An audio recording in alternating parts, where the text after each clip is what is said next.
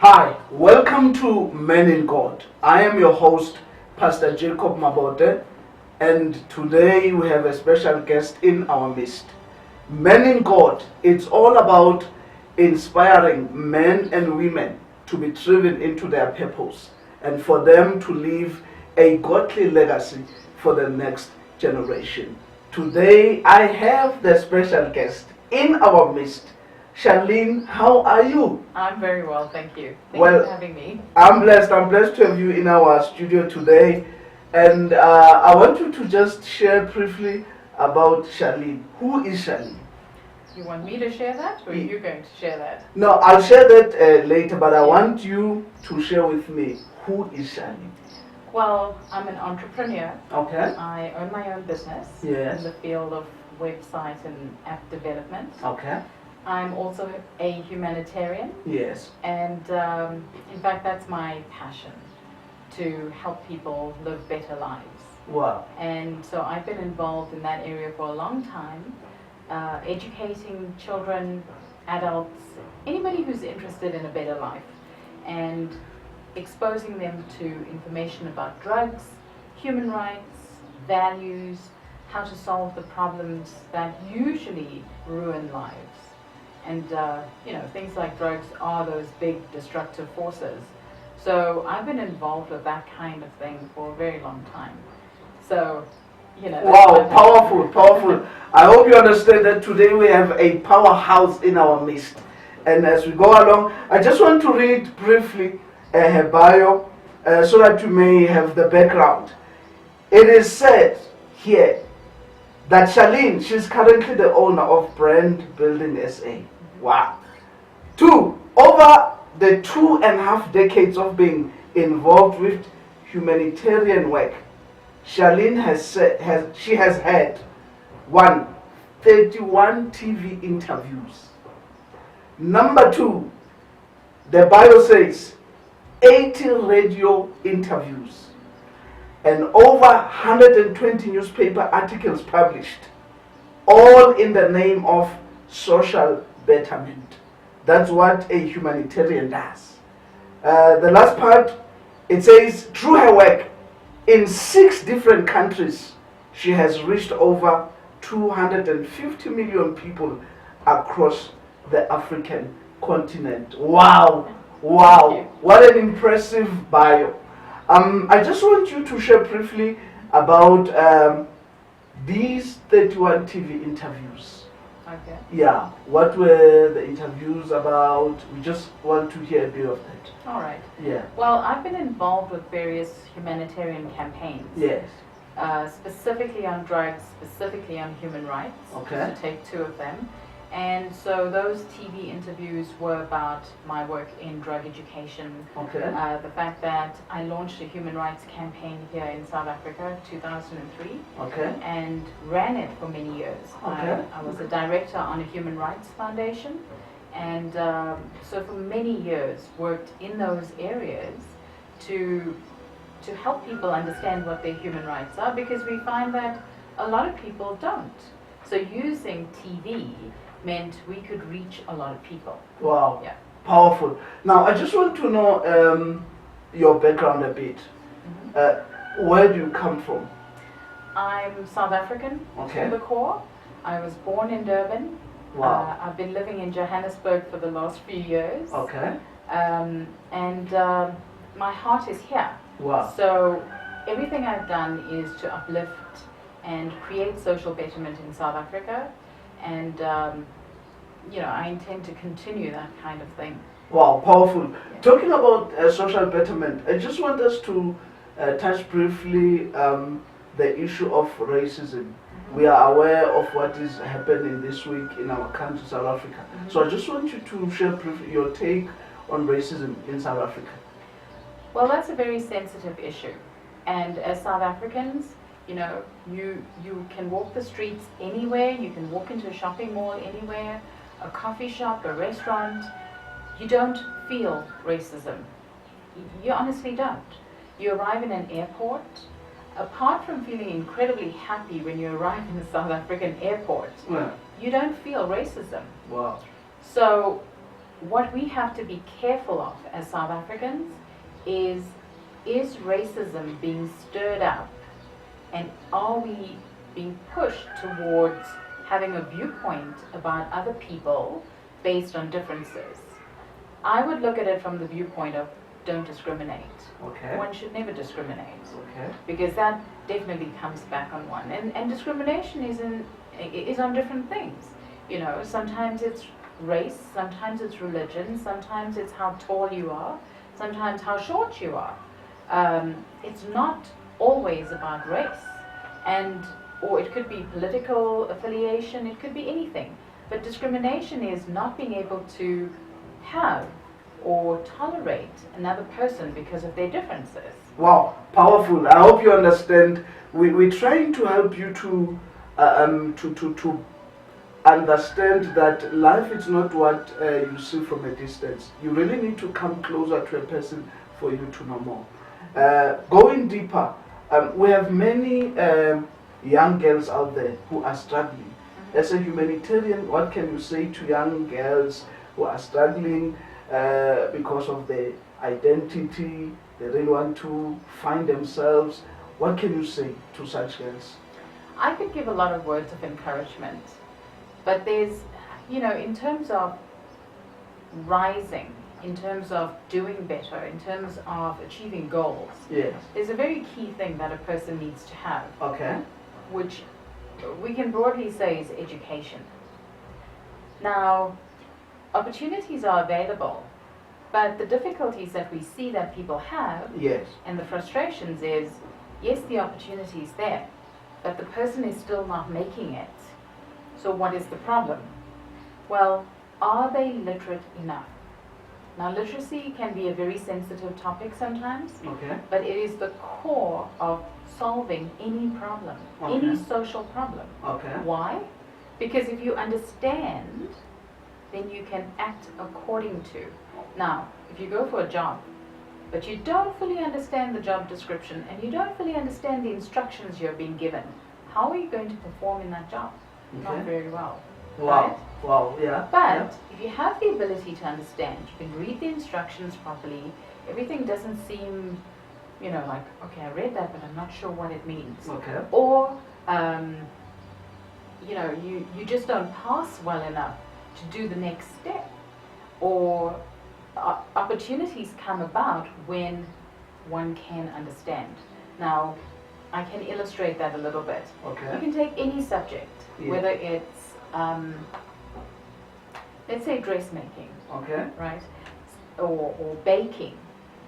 Things that people can do from their own home, but it can give them a step up.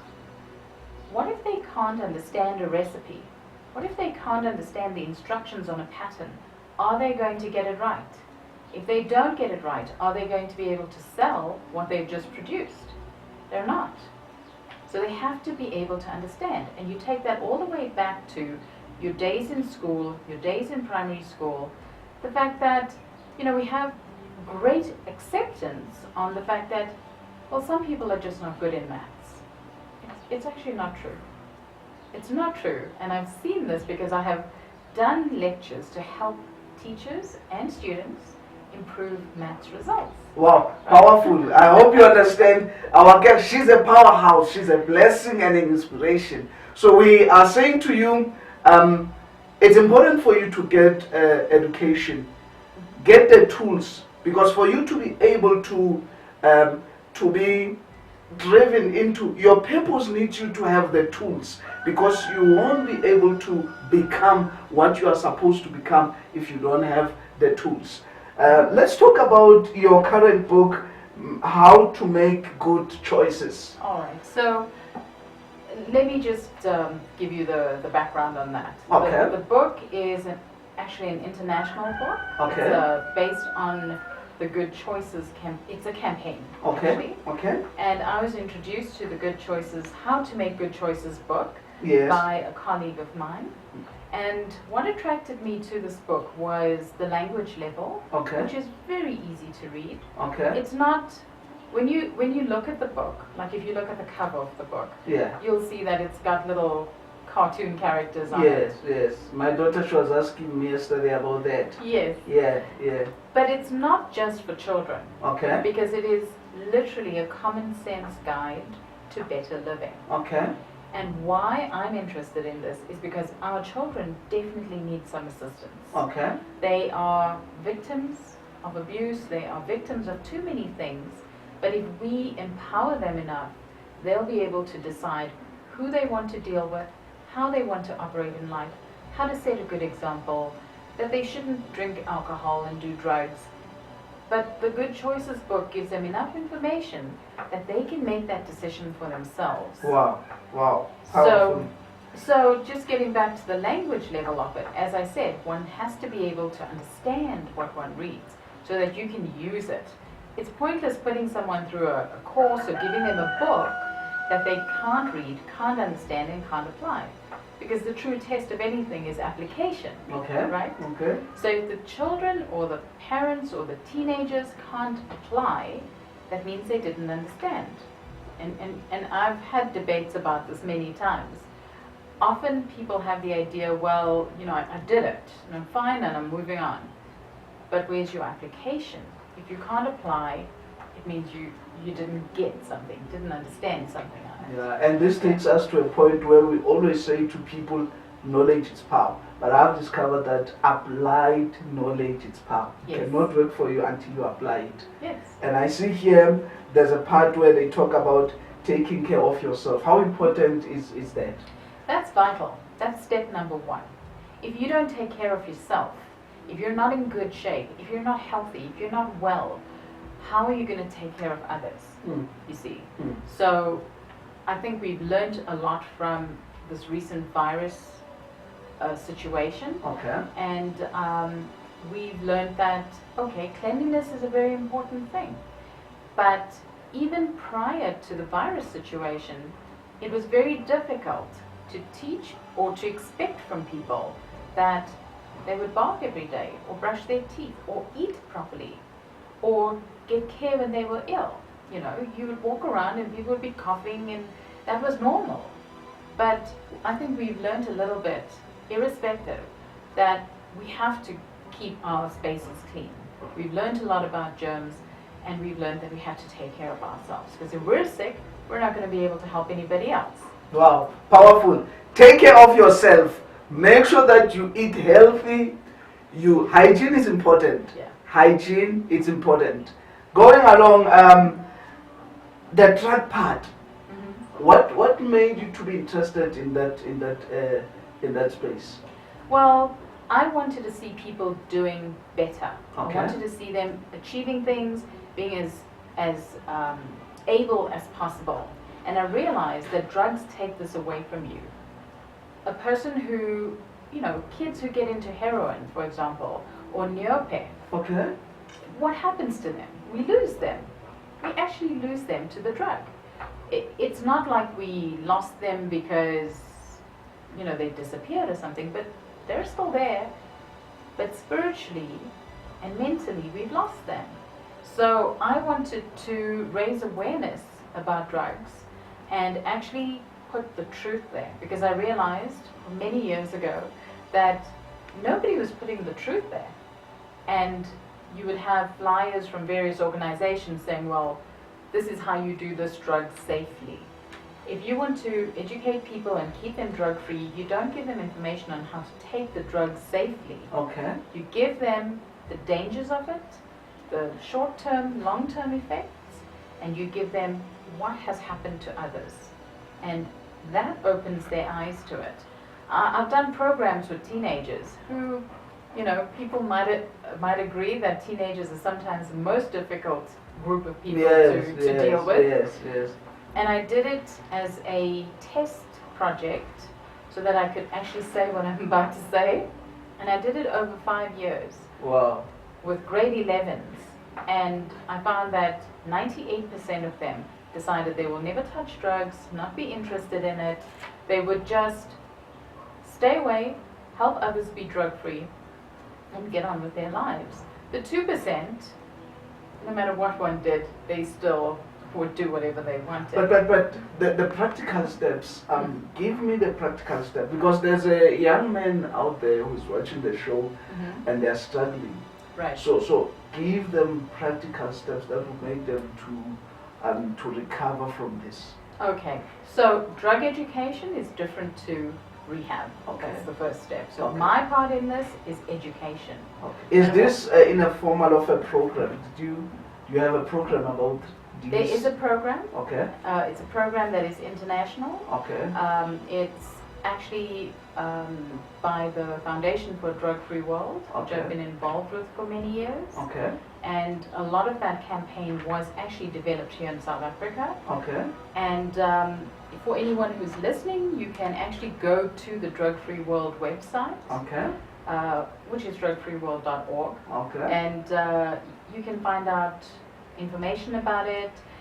There are booklets you can download, there are videos you can watch, there's courses you can do, Okay. you see, Okay. which educate you about the entire spectrum of drugs Yes. and answer any questions you might have. Interestingly enough, with that program, even people who've been taking drugs here and there and, you know, wanting to get away from drugs have been able to do so. Well. Yeah. Oh, powerful. So let's talk about being faithful. What does that mean? How important is being faithful? Being faithful in which way? I see there's a part in the book where it says be faithful. Right. So I just want to get the picture. Okay. Yeah. It's, you know, when you have relationships, Okay. being honest, being trustworthy, like husbands and wives, girlfriends and boyfriends. I don't know if you've seen on social media these Okay. days, Okay. but people talk about, well, should I tell this boyfriend about that boyfriend? Okay. Well, how many boyfriends or girlfriends do you want to have at the same time? Where's the trust? Where's the building of the relationship? Unless it isn't a relationship. But being faithful means you are dedicated to one person, and the repercussions of too many partners or too many relationships can result in a lot of negative results. Okay. Diseases, arguments, fights, violence. It is. I see it. You know, I saw a post one day about, well, this guy found out about the other guy that this woman was dating. That one beat her up. That one left. She was upset with both of them. Wow. Right? So the result of that is not great. You would think that people would look at that kind of result and go, wow, I shouldn't do that. Yeah. Surely the part of faithfulness that one is talking about is being honest and trustworthy. Be faithful. I know it's not easy for you to be faithful, but be faithful, because if you are not faithful, there are consequences. As we're about to close the show, I just want you to inspire men and women out there. As a humanitarian, I know you sit down with a number of people. I want people to know about your services, the things that you do. Just inspire them, for them to be able to be attracted to Charlene. All right. Well, in terms of making good choices, one needs to know how. And when one makes good choices, life goes better. Okay. You know, most people want to, you ask them what is the one thing they want, and you think they might say money and a nice car or whatever. Most people want to be happy. Wow. And I'm sure people out there listening agree with that. But what is happiness? Happiness is not, you know, running around with a big grin on your face. Wow. Happiness is actually life going well in all areas. Wow. Your kids, your friends, your relatives, your work, your soccer teams, you know, your animals, all that kind of stuff. Wow. And if any part of it is not going well, one has to look at what are you doing to make it not go well. Wow. So what I do is I do lectures, I do workshops, over and above running my business. I'm due to deliver a series of workshops coming up in about 2 weeks, I think, which is on how to do better in business. Wow. And if anybody who has a business wants to be part of that workshop, they can contact me. And my contact details I'm hoping will be on the screen so you can see it. You can email info@brandbuildingsa.co.za and get in touch, ask questions. The Good Choices campaign will be rolling out pretty soon. Oh, wow. With the lockdown and all these kind of things, it's very difficult to launch a campaign. Yeah. But we thought it would be a good idea to talk about it on TV and get it going in that way. Yeah. So anybody who wants a free copy of the book, I can email an ebook so you can read it on your computer or your phone. And you know, we help people make better choices. Wow, powerful. She's a powerhouse. You can hear when she talks that she knows her story. Thank you for watching our show today, and I want her to commit that she will come back and be able to empower you so that you may become a better person. Because in this show, we are all about aspiring people. We are inspiring people to be aspired to inspire before they expire. We are for empowerment. Yes. Thank you so much. Thank you. Are you coming back? I will definitely come back. Thank you so much. Thank you. You have said a lot, and I strongly believe that our viewers, they are going to inquire and want to hear more, because they are empowered, because I am empowered. Right. Your last parting shots? Well, I'm here to help, and if anybody needs my help, I'm willing to give it. Wow, powerful. Thank you so much. This is Men in God. We inspire people to be driven into their purpose. Keep watching the show. Go to Facebook, like our page. On Instagram, we are there. On Twitter, we are there. And don't forget to subscribe on our YouTube channel. We are DaveytonTV. We love you, and may God bless you. Shalom.